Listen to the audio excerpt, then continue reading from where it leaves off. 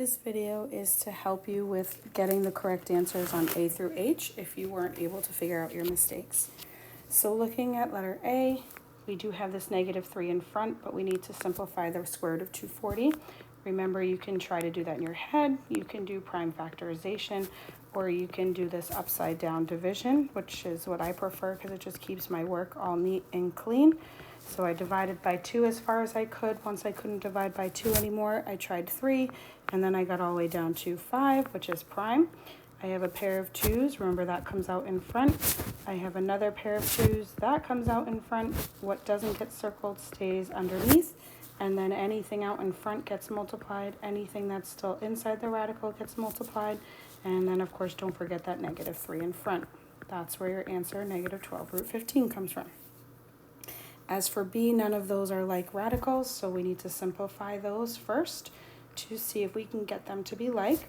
Many of these, again, you might be able to do in your head. Root 75 is 5 root 3. Don't forget the 10 in front, so the first term is 50 root 3. 12 is 4 times 3, so 2 times 2 times 3, so root 12 is 2 root 3. Don't forget about the -2 in front, so that would be -4 root 3. And then 27 is 9 times 3, or 3 root 3. Don't forget about the -5/9 in front. When you multiply, the 3 and the 9 reduce, so you get -5/3 root 3. All of those are now like radicals, and you need to combine them. I actually combined the first two first, got 46 root 3, and then I needed to get a common denominator to combine those, so that was 138 root 3 over 3, and then -5/3 root 3. So that when I combine them, I get 133 root 3 over 3, or 133 over 3, and then the root 3 next to it is fine as well. As for C, this is a basic simplification problem, so we will have to look for that even, even, odd pattern and take into consideration our absolute value bars. So 20 is 4 times 5. Of course, there's my pair of 2s. I'm just going to multiply that by the 3 right away. So 6, and I'll leave a space. 5 stays underneath because I couldn't circle it. And then all of our exponents, we're going to divide those by 2, whatever comes out evenly, and then leftover stays under the radical. So 7 divided by 2 is 3 with 1 left over. 4 divided by 2 is 2 with none left over. C divided, or 1 divided by 2 I can't do, so it stays underneath the radical. And then 18 divided by 2 is 9. And then I'm looking for even, even, odd. So I notice that B is even and D is even, so those are the ones I'm going to need to check.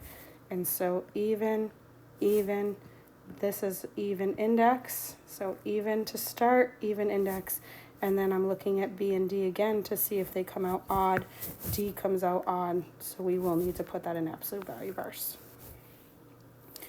As you go down to D, I am no longer going to ask you to look for absolute value bars because there's other variables in front. So if I only had the right side or only had -10 in front, I would, but we won't anymore. So 4, of course, 4 and 10, 2 and 2, 2 and 5, that would be 2 root 10. A, 5 divided by 2 is 2 with 1 left over. 6 divided by 2 is 3 with none left over. And 1 divided by 2, I don't have enough. And then don't forget your exponent rules.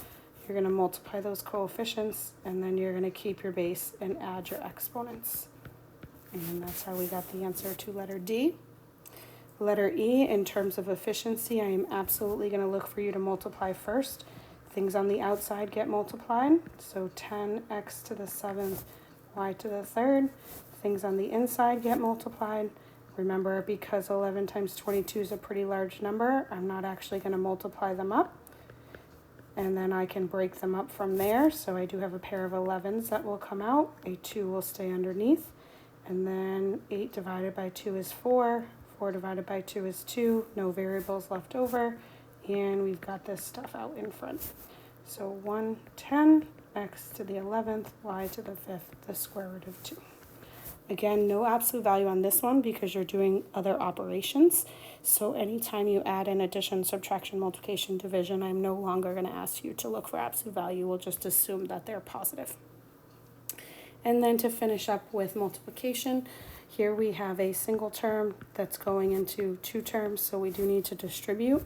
So you can do this of one of two ways. Outside gets multiplied, inside gets multiplied. Again, outside gets multiplied, inside gets multiplied. Notice I didn't multiply those numbers because I can then just simply break them down and look to see what I can take out evenly. So out could come a 3 to make that 24 root 5. Out can come a 3 and a 2 with nothing left over. So out comes a 6 to make that negative 72. However, on this one, I would have been okay if you wrote this first, just because the numbers are small enough and you can do that multiplication in your head without going off to the side. So it would have been fine to go from here to here as well. Down to letter G, my suggestion on G would be to use the property down below and rewrite the square root of 11 over 2 as the square root of 11 over square root of 2. This way you can see exactly what is in the square root and what isn't. That's typically what I most often see incorrect. So now when I multiply, I'm multiplying straight across, excuse me, or I can cross cancel. And so I actually can cancel the root 2's here and just get 8 root 11. And then when I multiply that to the last term, I'm going to get plus 11 root 11 all over 2, because root 2 times root 2 is just 2. And then those are like radicals because they both have root 11. So you're going to want to make the 8 root 11 something with a common denominator, which is 2. And then when you add them together, you'll get 27 root 11 over 2. And last but not least, although there's a pattern here and I don't need to do all of this work, I can FOIL or double distribute. 3 root 10 times 3 root 10 is 90 times 10, or sorry, 9 times 10, or 90. And then I get 3 root 10 times 2 root 6, which is 6 root 60. Again, I just multiplied that because it's easy enough to do in my head. And then I get my minus 6 root 60, which notice those actually cancel. And then lastly, I'll get negative 4 times 6, negative 4 root 36, which is negative 24. Our answer there is 66.